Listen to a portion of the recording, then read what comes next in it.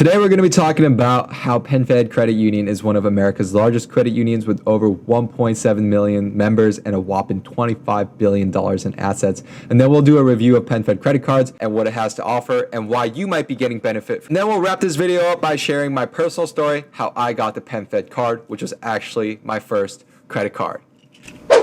Hey, welcome back. On this channel, we talk about money, finance, and credit cards. If that sounds interesting, make sure you hit that subscribe button and bell down below. Before talking about PenFed, I wanted to clarify a question that many people might have, but just might be a little too scared to ask. What exactly makes a credit union different from a bank? The main difference between a bank and a credit union is that a bank is for a profit financial institution, while a credit union is mostly nonprofit. So essentially, credit unions are more community focused and are likely to be able to offer better benefits than larger banks.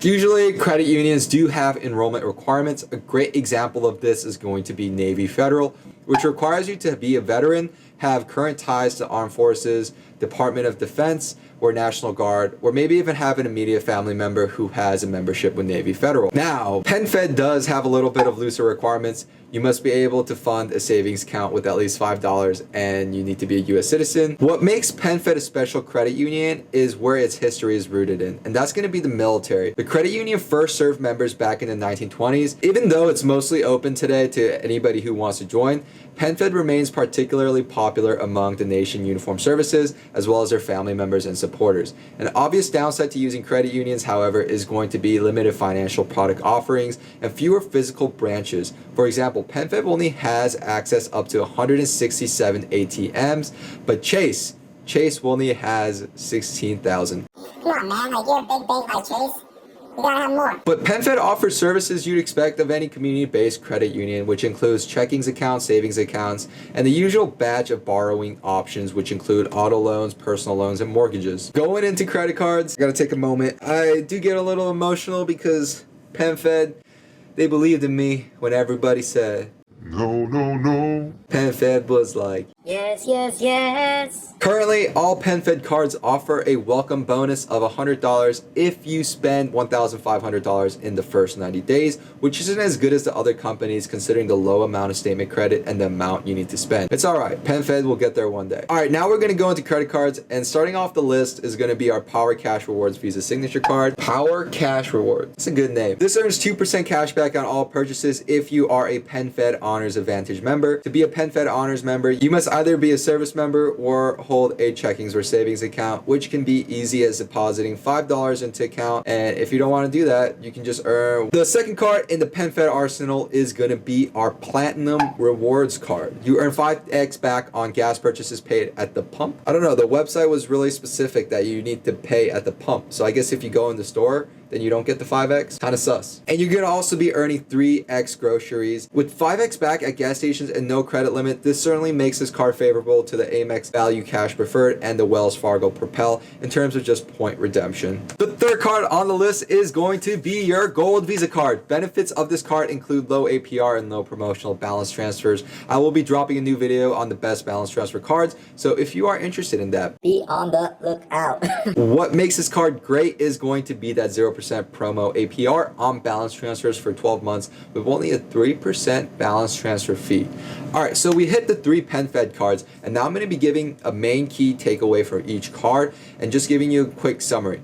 If you're looking for overall cash back without optimizing towards certain categories, for example, I like carrying separate cards. I'll use different cards for gas, dining, and travel. But if you're a person leaning more towards simplicity or minimalist type of lifestyle where you only want one credit card and don't want to have to worry about credit card churning when it does come to your credit card bill day, then the 2% Power Cashback Rewards card might be the card for you because you will be earning a good amount of cash back without having to do much extra work. If you're looking for the best gas card, bro, you know that's gonna be the PenFed Platinum Rewards card, earning 5x back on gas. Lastly, if you're looking for a way to consolidate credit card debt or transfer your credit balances where interest rates might be too high, the Gold card is where your money's at. So now you might be asking, okay, these are all great benefits, but why would I choose PenFed over Citi or Wells Fargo?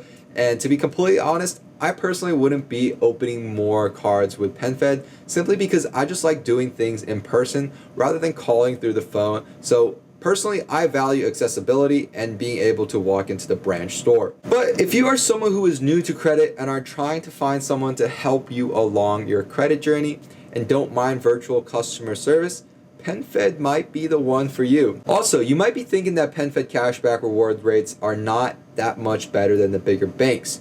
While this is true, PenFed cards have APR rates that are much lower. PenFed APR rates run from 7.5% to 18%, whereas a comparable card at Citi, the double cashback credit card, runs from 14% to 24%. That's a huge difference.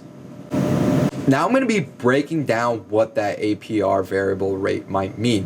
When you're applying for the credit card, not everyone out there is going to be having a perfect credit score. And if you're the average Joe with a credit score of 600, average Joe, that's me. If you're a person out there with a credit score of 600 and you apply for the credit card, when you get approved, you're not going to be qualifying for the APR that's 7%. Instead, what the banks are going to do is they're going to give you an APR that correlates with your credit score. So on average, you can expect about a 14% APR on credit cards. But banks aren't legally required to let you know when they do increase that interest rate. So if you're missing out on payments, being lazy, or your credit score drops, your interest rate might skyrocket to 24% if you carry that Citi card, whereas with PenFed, it is capped at 18%. And the only way to really know if your interest rates are changing is to take a look at your billing statement each month. So banks really do be trying to be sneaky. They do be like that, you know? That's why I'm not a big fan of them. You gotta bring Chase down. I'm coming for you. Now I'm just gonna be sharing a personal story with you guys how I got my first PenFed card. This was my first credit card that I got at 17. It has been a pretty good gateway to get other credit cards as well, because one of the most important things when you're getting a credit card at a young age is going to be your credit age history. And when I was at summer training, they made me sign this little sheet. I had no idea what it was. Everyone was like, don't sign it, but I was like, you know what? I'll freaking sign this. I don't care if I'm signing my life away or something. I was like, I'll sign it. And it turns out that that was a credit card application, and I was passively increasing my credit score without even realizing it. So I started off with PenFed, and of course, PenFed is a great credit union, but I started branching off towards different banks like Chase, and that's just going to be because of the reasons I mentioned earlier. I'm a huge fan of accessibility, and PenFed really didn't have that when I was living in New Jersey. So my relationship with PenFed was a little short, but I still carry the PenFed credit card around because I don't want to close the credit card. It has no annual fee. I wouldn't recommend closing any credit cards unless you're racking up annual fees that you're not really optimizing anymore because of your lifestyle that's changing. Because when you do, your credit score takes a hit. Closing your credit card brings down your average age. No, brings up your average age by bringing down your oldest account. Anyways, that's all I got for today's video. If you guys made it to the end of the video, let me know by dropping a comment below on what your favorite PenFed card is. I'm sure none of you guys even make it to here. You guys probably watch the first 30 seconds and you're like, man, this guy's so lame, and then leave. It's all right.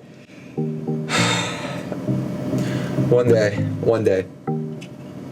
But no, I really appreciate y'all, but that's all I got. So I'll catch you guys on the next one.